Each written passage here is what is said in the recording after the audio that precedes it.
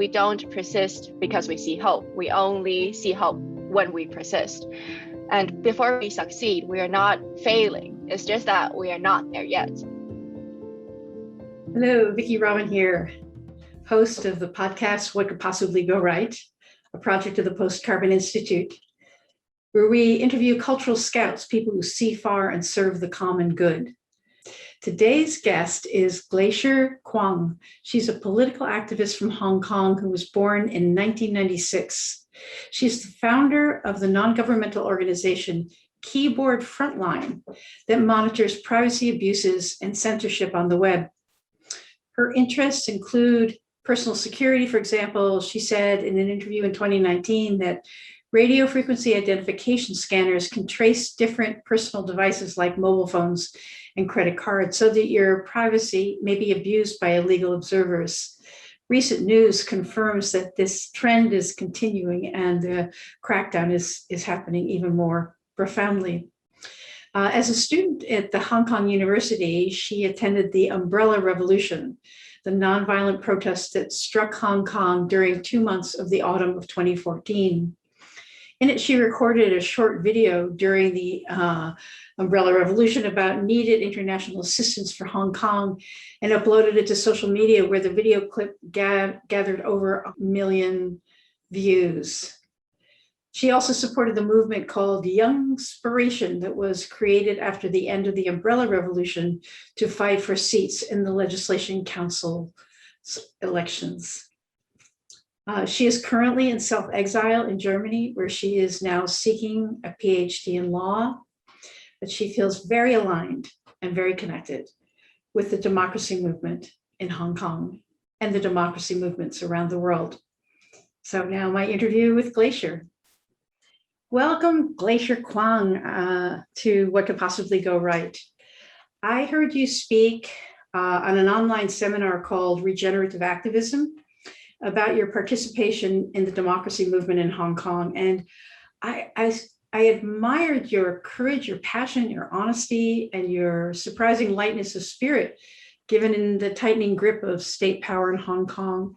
And I know you're now in Germany in self-exile and studying law. And you recently wrote something that I wanted to read because it impressed me. I cannot see the end point of my activism or the ETA, the estimated time of arrival, going back to Hong Kong. It is defeating, to say the least, to see no matter how hard you work, most of your friends and colleagues are either arrested, in jail, or in exile. The lack of good news makes it very difficult to stay optimistic being abroad. And then you say later, we do not persist only when we see hope, but only when we persist.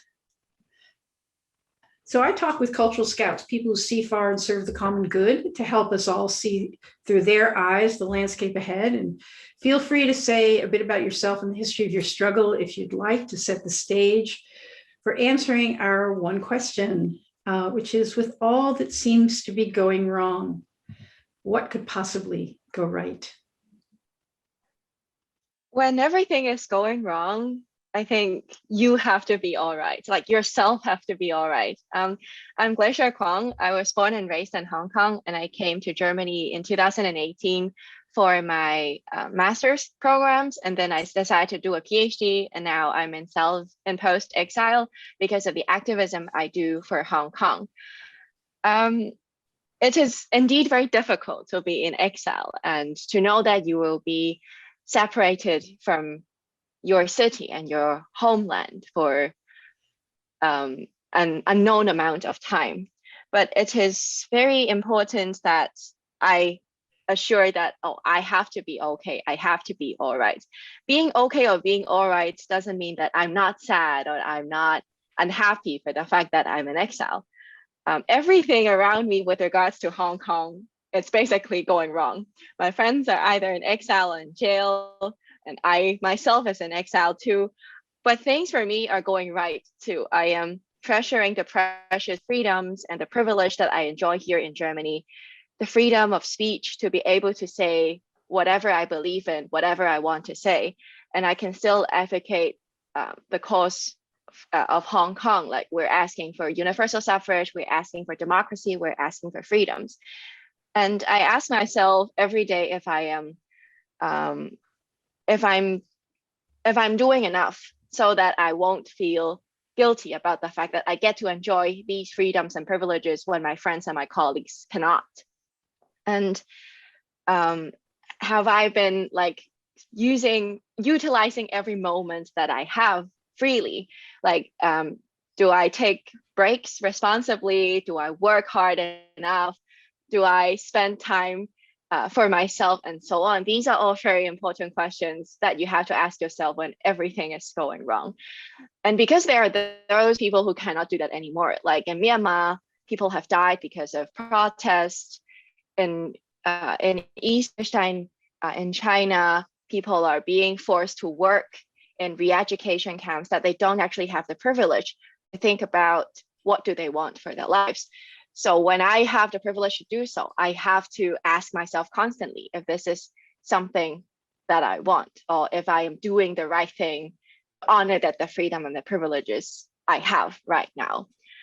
And I was always asked as an activist, like, what can I do, or what can Hong Kongers do in the face of tightening grip of the states? I usually say the only thing we can do in such dire stress is that we take care of ourselves, we stay hydrated, we take care of our emotions, because these things don't seem useful. Like it's not a revolution that you're doing. You're simply taking care of yourself mentally and physically. But the term usefulness is actually something that is very retrospective, that you only find some historical event useful after things have ended and you look back and you decide that, oh, that is actually the turning point. So when we are in the process of trying to change the world for the better, we don't know if what we're doing are useful, but you have to try, just like as you read, like we don't persist because we see hope. We only see hope when we persist. And before we succeed, we are not failing. It's just that we are not there yet. So I'd say when everything is going wrong, you have to make sure that you are doing okay and you are doing all right, so that you have the ability to facilitate change. No matter it is change that's going to happen after a decade or two, or it's change that is going to happen like tomorrow. For example, if you are going to bed earlier tonight and then you'll be feeling more rested and more energetic tomorrow, this is a change. This is a positive change that is happening in your life. And who knows what's going to happen in a decade or two. Maybe we will thrive and win the fight for democracy, or maybe it will take longer than we expected. But anyway, we're not wasting a single day in our life, and we're doing the best that we can. It's such an interesting bridging between self-care and a sustained democracy movement, a sustained movement that is confronting power. Because it's so easy to get swept up in the exigencies, the requirements of the day, and the panic in the street, or the, like trying to find your friend and you can't find your friend. And to be able to say that self-care is part of the revolution is quite amazing. And one of the things I notice about you is that you don't seem to dismiss or disparage the fears and doubts. It's, one way that people sometimes keep themselves going in a movement is to rise to the occasion and to suppress the fears and doubts in service to the glorious cause. You know what I mean? But you seem to be able to do both. You seem to be able to stay connected with your humanity and stay connected with the movement. Is that just, is that you, or is that some quality that is in the people, your associates in Hong Kong, in the movement? Have people stayed positive, not positive, but stayed in their full humanity even as they confronted power? I guess that's the question. I'd say activism at its core is fighting for the better livelihood of people. So it doesn't make any sense if we don't care about self-care in any kind of activism, because like yourself, your mental well-being, you being happy is actually one of the main goals that we are after when we're doing activism. I want to make Hong Kong a place so that I can be happy, my friends can be happy, and the later generations can be very like content with living and growing up in Hong Kong. But about the point of suppressing the fear and doubt, I do that a lot, actually, to be honest. Like there are times where I don't feel I have control over myself, and I feel like if I really feel those emotions that I was feeling, like when you face like close friends being arrested and put behind bars, if you really think about that, it's actually very painful to go through. And there are times where I would just work and try to ignore the fact that I feel very sad. This happened to me very often, but that is not doing me any good, to be very honest. It only makes me less humane, like to put it that way. And that is not how I should be, because I feel like being humane and feel all the pain is one of the way to remind myself, what am I fighting for? Because I am trying to prevent other people have to experience this kind of emotional torture. That's why I'm in this fight. And I feel like I have to be very upfront with my emotions publicly too, because if I am feeling that, that means a lot of other people are feeling it too. And I don't think suppressing would help, as I experience. So it would be great to let other people know it's okay. It's really okay. It's not just you. We are all feeling the same. You don't have to hide. We can form groups therapy. We can talk to each other. We can try to work it out together. And when you know that someone next to you is going through the same thing and they are still there and they're still doing okay, you feel very much relieved and feel supported, because, oh, they can do it, so I might as well do it too. Just that it might take longer for me. I think this is very important. And taking breaks and going to like eating a whole pint of ice cream or crying overnight is a very necessary thing that you go through when you are in such a horrible social environment. I'm not saying we should be very happily facing this kind of very uncomfortable experience, but we have to admit that, oh, I am feeling very uncomfortable. I don't have the situation in control. I need something to help me, no matter if it's rest or professional intervention or other things.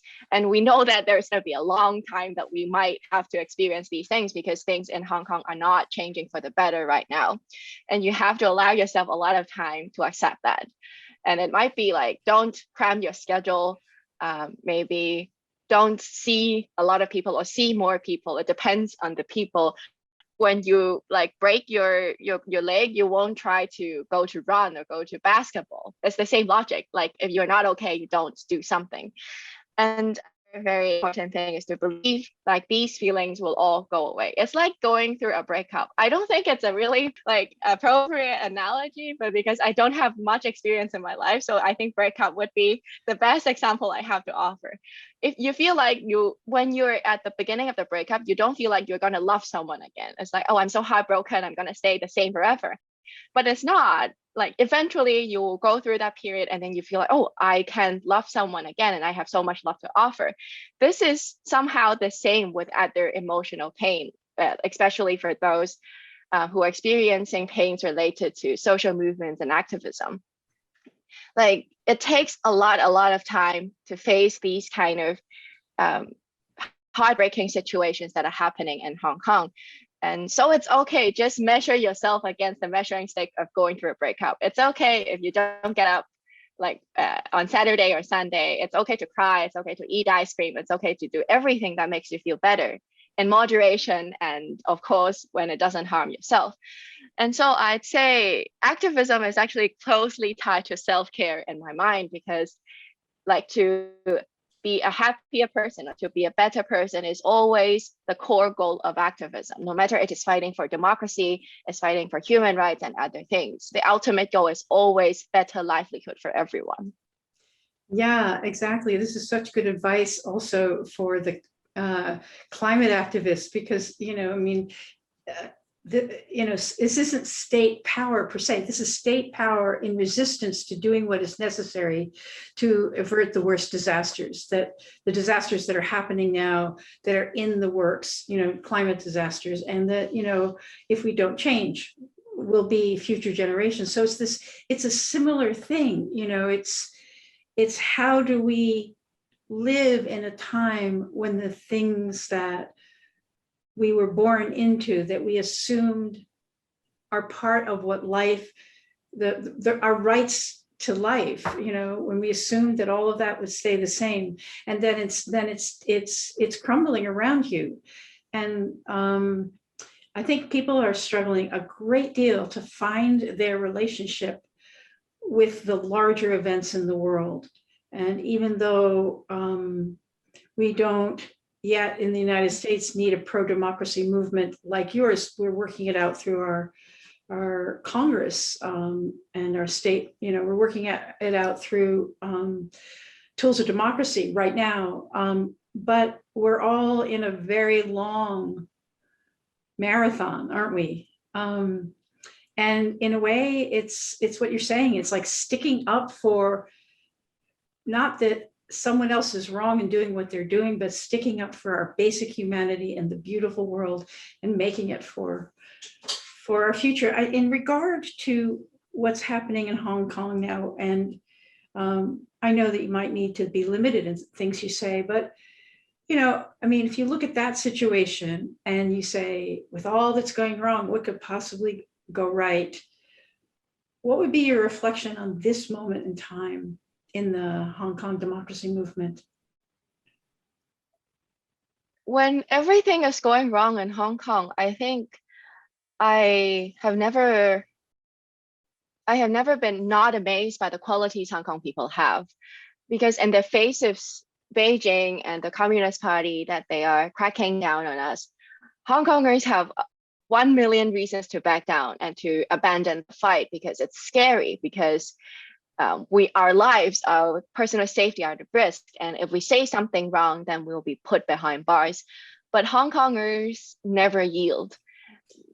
Although they're not on the street right now because of the pandemic, or their mindset about we have to fight the fight for freedom have never actually go away. They're still very much aware of the fact that we are still in the middle of the fight, although we seem to be losing, and we're not giving up. I think this is one of the biggest reflection that I have recently about what does it mean to be brave. Being brave is not being afraid. It's choosing the right thing, even though you're extremely terrified. This is something that is very difficult to imagine for me, because I have a friend, her name is Gwyneth. She's among one of the 47 people who are now in trial for violating the national security law for taking part in the democratic primary in Hong Kong. And she actually said she'll not accept any conditions that is hindering the freedom of speech in exchange for being allowed on bail. And I was so amazed by the way she put it, because she can just say, oh, I'm not going to do anything anymore. Please give me the bail so that I can have a few more months with my family. But she didn't. She simply said, no, I'm not accepting that because that's fundamentally wrong. And this kind of courage is very great. I just don't have another better word for that. It's great that she said that. And this is something that we can all think about, because it's very easy to give up. Like I said, we have 1 million reasons to give up, but we only need one to continue the fight. That is, we know that what we're doing is correct and it's right, and that's why we are doing it. That is so powerful. Yeah, that there's a million ways to compromise. and probably 1,000 ways to lie to ourselves that it is compromise, and probably 100 ways to make ourselves unconscious of the little dead zones in our souls, because we've used the 1,000 excuses and used the million exits. And in a way, it seems to me, and that that kind of bravery, you get to a point in yourself where you are not per se Glacier. I'm not per se Vicky. I am my values. So in a way, it's not personal sacrifice. It would be greater personal sacrifice to sacrifice my values, because I've actually chosen that that is the DNA of my existence. The DNA of my existence isn't my personal story. Somehow or another, you cross that bridge. Is that a correct impression? I'd say yes, that's correct. I somehow don't see myself as Glacier Kwong when it comes to my activism. I see myself as part of the movement. I'm just like one of the schools that is of the move. I'm just one screw of the movement. My role is to play an activist that is working in international lobbying. So be it, I will act like a lobbyist. I will act like mature enough to do that job. But I don't feel like I'm Glacier Kwong, because I am more than that. I am the values that I believe in. I'm part of the movement. And I think it's not only me. I think a lot of my friends and my colleagues are doing the same and feeling the same. I was someone that has a quite like a big ego before, like years before I came to Germany. And I always feel like it has to be about me. Like my activism is about me. It's my personal story, but it's actually not. And the reason why I changed is I saw a lot of my friends that are being very noble. They're making sacrifices. They're sacrificing their career. They're sacrificing their future prospects just to serve the cause that they believe in. And I thought to myself, okay, even though I'm not that noble, but I can measure myself against my friends. So even if I cannot do that, I can try to act like them. It's like following their footsteps, and they gave me so much courage to do what's right, not for myself, but for the greater cause for Hong Kong. I have one final question here, which is that, as you well know, the United States is famous for emphasizing a particular kind of freedom, which is the entitlement to do, be, and have whatever I want. Even if it's, it's like way deep in the DNA of our country, and it's a problem for us. It's been a driver of a lot of innovation, and it's been a driver of a lot of things that we might think are beautiful about this country, but it's also a big problem because it makes social solidarity really difficult. In Hong Kong, is there yes a greater baseline of social solidarity that makes any collective endeavor easier to move with, because there's less emphasis on individualism? I'd say no to that one. Because the reason why Hong Kongers are like standing in solidarity, it's not really because we have this mindset of we have to collaborate. It's because we have no choice but to do so. When you face the oppression of Beijing in such a way, it's actually not a bad thing to have like that kind of freedom in the US, that you can say whatever you want, do whatever you want, and have all these kind of quarrels. It's not ideal, but it's not a bad thing, I'd say.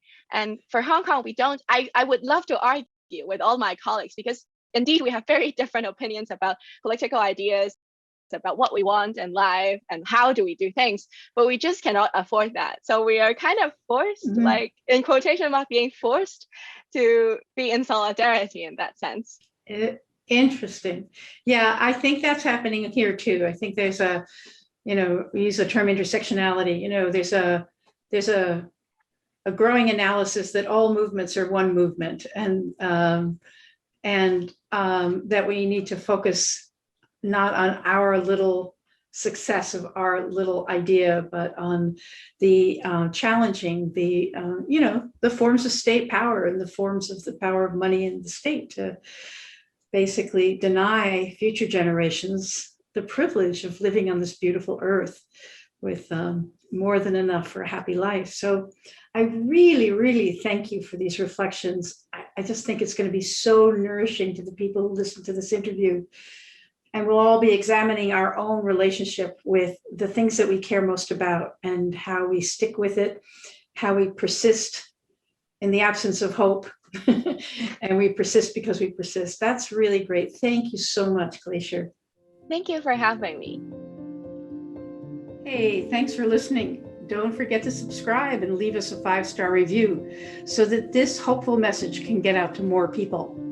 Check out Post Carbon Institute's Resilience website for show notes and for more guest information. Join us on Patreon and become a financial supporter of the show and for exclusive content and special online events. Thanks also to Asher Miller, Amy Burringrud, and Clara Winter of Post Carbon Institute, plus production assistant Michelle Wigg from frugalityandfreedom.com.